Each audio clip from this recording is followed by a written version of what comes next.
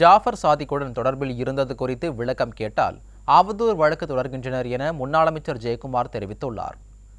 அதிமுக தலைமை அலுவலகமான புரட்சித் தலைவர் எம்ஜிஆர் மாளிகையில் முன்னாள் அமைச்சர் ஜெயக்குமார் செய்தியாளர்களை சந்தித்தார். அப்போது பேசிய அவர், திமுக ஆட்சிக்கு வந்த கடந்த 3 ஆண்டுகளாக எதிர்க்கட்சிகள் மீது வழக்கு தொடர்வதையே வேலையாக வைத்திருப்பதாக குற்றம் சாட்டினார்.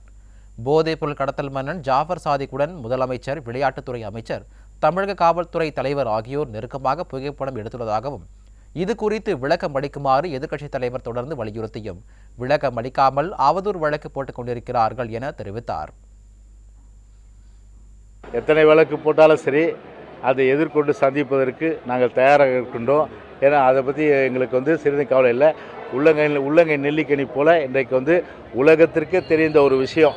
அதாவது இந்த முதன்மை குடும்பம் எந்த அளவுக்கு அந்த கடத்தல் மன்னன், போதை கடத்தல் மன்னன் திரு ஜாஃபர் சாதிக்கோட தொடர்பு உள்ளது என்பதெல்லாம் அது உலகத்துக்கே தெரிந்த விஷயம். அதனால் வழக்கு எது தொடுத்தாலும் சரி சந்திக்க தயார். அதுதான் சொல்கிறேன். அதாவது ஒரு